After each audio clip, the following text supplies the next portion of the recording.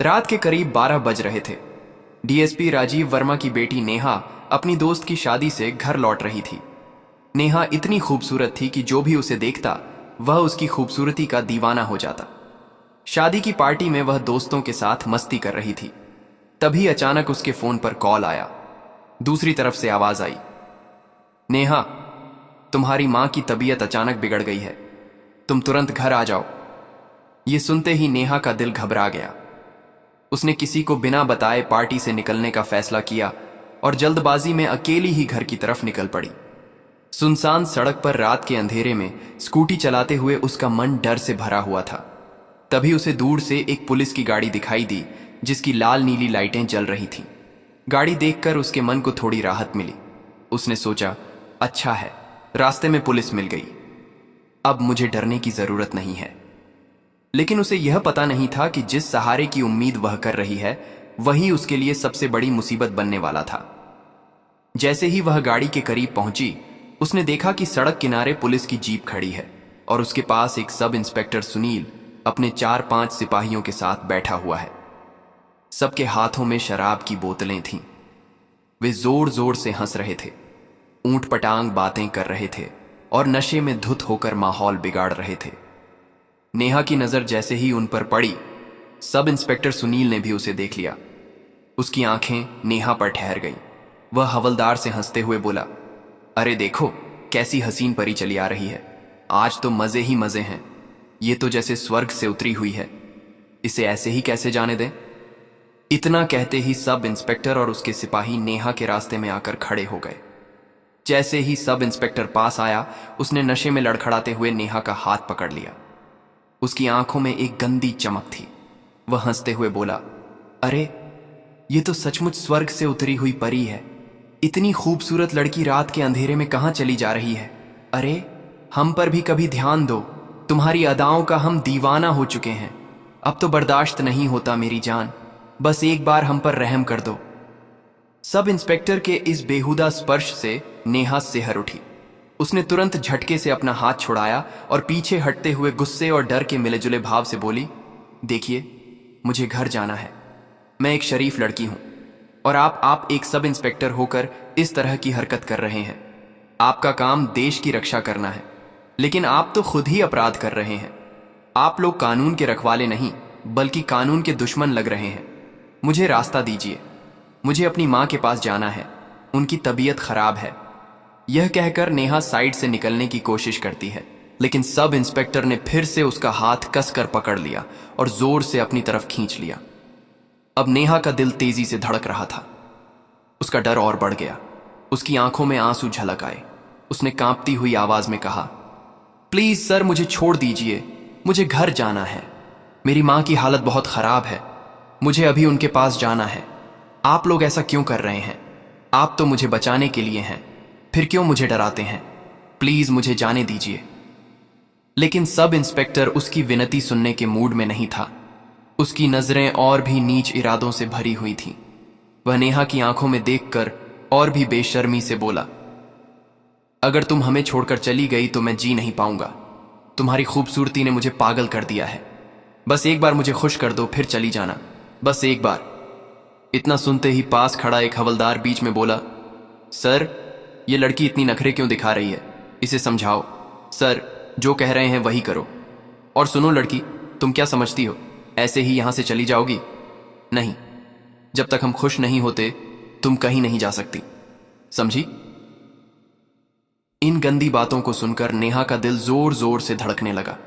उसका पूरा शरीर डर से कांप रहा था। अब उसे साफ समझ आ गया कि यह लोग उसे ऐसे ही नहीं छोड़ने वाले।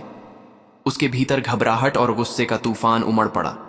उसने मन ही मन तय कर लिया कि अब उसे इन्हें सच बताकर डराना होगा।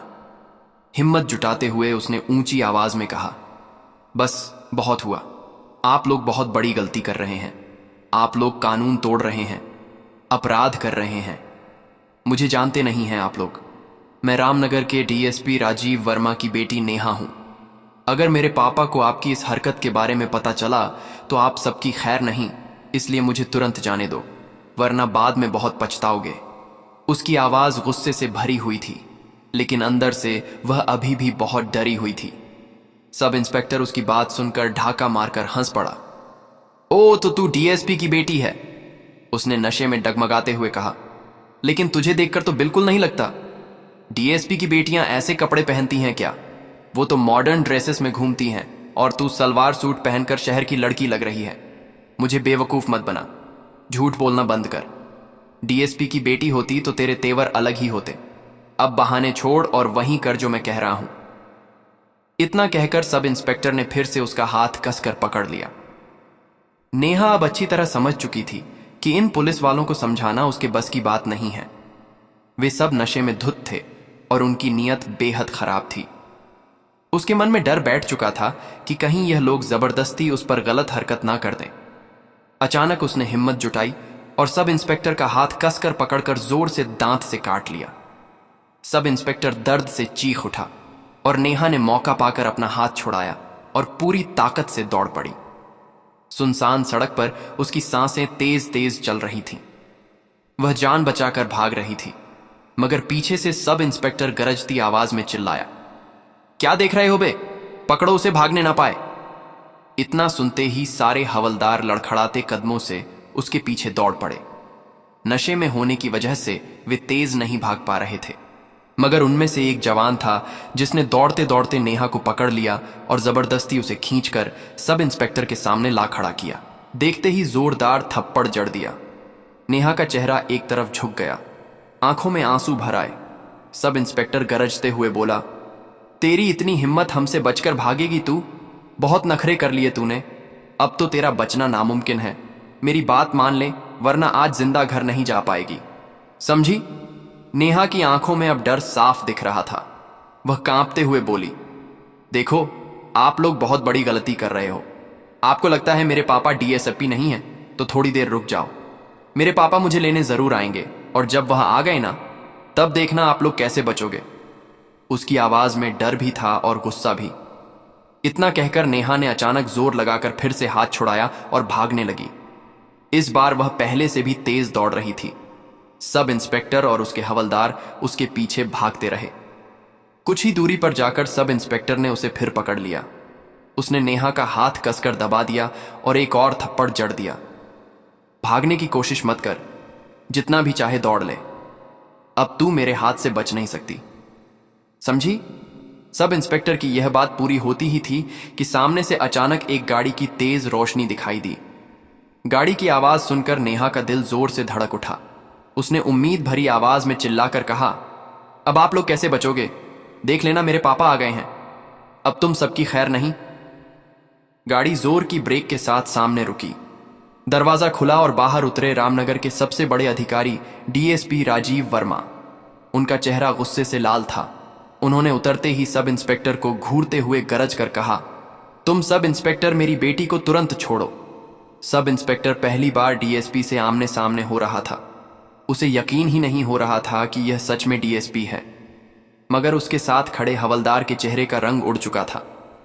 वह तुरंत सब इंस्पेक्टर के कान में फुसफुसाया, सर, ये सच में डीएसपी साहब हैं। आप जल्दी लड़की को छोड़ दीजिए, वरना हम सबकी खैर नहीं। सब इंस्पेक्टर सकपका गया, फिर भी नशे में अक्कड़ दिखाते हुए बोला, तू कौन होता है बे? तुझे अंदर कर दूंगा। ये लड़की कहीं नहीं जाएगी, ये यहीं रहेगी मेरे साथ। डीएसपी का गुस्सा अब चरम पर था। उन्होंने तमतमा कर कहा, तू खुद को सब इंस्पेक्टर कहता है या दरिंदा? तू सड़क पर लड़कियों को छेड़ रहा है और ऊपर से मेरी बेटी पर हाथ डाल रहा है। अब तेरी वर्दी भी नहीं बचेगी और तू भी नहीं। कल ही तेरी जगह जेल होगी और वहीं सड़ेगा तू। इतना सुनते ही सब का हाथ छोड़ दिया और डीएसपी के सामने हाथ जोड़कर गिड़गिड़ाने लगा, सर, मुझे माफ कर दीजिए। मुझे नहीं पता था कि यह आपकी बेटी है। मैंने सोचा ये कोई आम लड़की है, शहर की होगी। मैंने कोई गलत काम नहीं किया सर, मैं बस मजाक कर रहा था।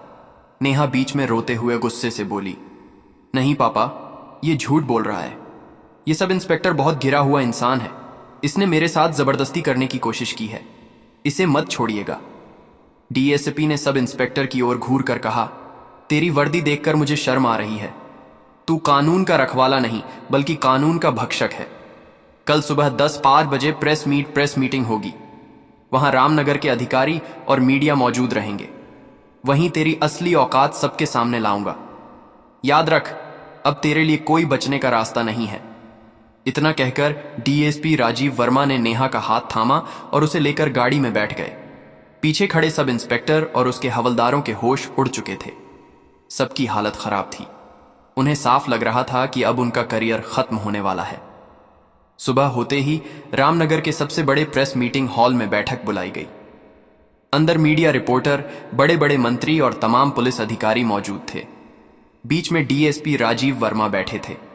उनके दाईं ओर उनकी बेटी नेहा बैठी थी और बाईं ओर नगर की तेज तर्रार आईपीएस अफसर शालिनी सिंह मौजूद थी। माहौल पूरी तरह सन्नाटे में डूबा था। सबको इंतजार था कि अब डीएसपी क्या फैसला सुनाएंगे। हॉल में सन्नाटा था। सबको इंतजार था कि आखिर डीएसपी क्या कहेंगे। डीएसपी ने माइक उठाया और गंभीर आवाज में बोले, आज मैं सिर्फ डीएसपी के तौर पर नहीं बल्कि एक पिता और गवाह के तौर पर भी यहां बैठा हूं। कल रात मेरी बेटी नेहा के साथ जो हुआ वह सिर्फ मेरी बेटी के साथ अन्याय नहीं बल्कि पूरे समाज के लिए एक शर्मनाक घटना है। पुलिस का काम जनता की रक्षा करना है, लेकिन जब वही लोग अपराध करने लगे तो ये पूरे विभाग पर धब्बा है। इसीलिए मैं आज सबूतों के साथ यह केस आपके सामने रख रहा हूं। उन्होंने सबूत पेश किए। मेडिकल रिपोर्ट जिसमें नेहा के चेहरे और हाथ पर चोट दर्ज थी। मोबाइल वीडियो जिसमें सब इंस्पेक्टर और हवलदार नेहा को पकड़ते और धक्का देते साफ दिख रहे थे। इसके बाद डीएसपी ने कहा, मैं खुद गवाह हूं। मैंने मौके पर जाकर अपनी बेटी को छुड़ाया और सब इंस्पेक्टर को हाथ पकड़ा। यह अपराध साफ साफ साबित है। इतना कहकर डीएसपी ने नेहा की तरफ देखा और कहा, नेहा खुद अपनी बात आप सबको बताएगी। नेहा ने माइक संभाला। वह थोड़ी घबराई हुई थी लेकिन हिम्मत दिखाते हुए बोली, मैं कल रात घर जा रही थी। तभी सब इंस्पेक्टर और उसके साथियों ने मेरा रास्ता रोका। पहले उन्होंने बदतमीजी की, फिर मुझे जबरदस्ती पकड़ने लगे। मैंने बार बार कहा कि मुझे घर जाना है, मेरी मां बीमार है, लेकिन वह लोग नहीं माने।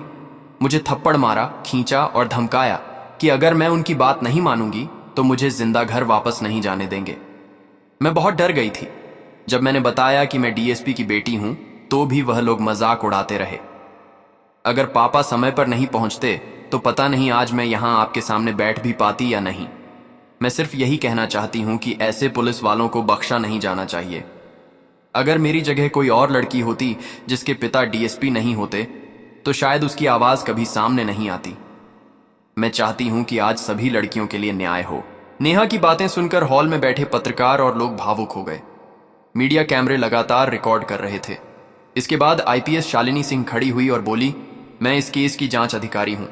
मैंने गवाहों से पूछताछ की, मेडिकल रिपोर्ट देखी और वीडियो सबूत चेक किए। सब कुछ साफ है कि सब इंस्पेक्टर और हवलदारों ने ड्यूटी तोड़ी है और कानून का उल्लंघन किया है। ऐसे लोग वर्दी पहनने लायक नहीं हैं। विभाग की ओर से मैं घोषणा करती हूं कि सब इंस्पेक्टर और उसके साथियों को तत्काल प्रभाव से सस्पेंड किया जाता है और उनके खिलाफ कड़ी कार्यवाही शुरू हो चुकी है। एफआईआर दर्ज कर दी गई है और आज ही इन्हें गिरफ्तार कर जेल भेजा जाएगा। इतना सुनते ही प्रेस हॉल तालियों से गूंज उठा। पत्रकारों ने पूछा, क्या इन्हें सजा मिलेगी? डीएसपी ने कहा, हां बिल्कुल। अब यह मामला सिर्फ विभागीय कार्यवाही तक सीमित नहीं रहेगा बल्कि अदालत में चलेगा। जो भी अपराध साबित होगा उसके हिसाब से सजा दी जाएगी और मैं गवाह बनकर अदालत में भी खड़ा रहूंगा। शालिनी सिंह ने भी जोड़ा, यह संदेश रामनगर पुलिस विभाग और समाज के लिए है। कोई कितना भी बड़ा क्यों ना हो, कानून से ऊपर नहीं है और बेटियों की सुरक्षा से कभी समझौता नहीं होगा। प्रेस मीटिंग खत्म होते ही पुलिस टीम सब इंस्पेक्टर और हवलदारों को हथकड़ी पहनाकर हॉल से बाहर ले गई। मीडिया कैमरे उनकी तस्वीरें खींचते रहे। पूरे शहर में यह खबर फैल गई। तो दोस्तों, आपको यह कहानी कैसी लगी? अगर अच्छी लगी हो तो प्लीज। तो दोस्तों, अगर आपको यह कहानी अच्छी लगी तो कमेंट में जरूर बताएं और हमारे चैनल को सब्सक्राइब और लाइक जरूर। रियल क्राइम स्टोरी को लाइक सब्सक्राइब करें।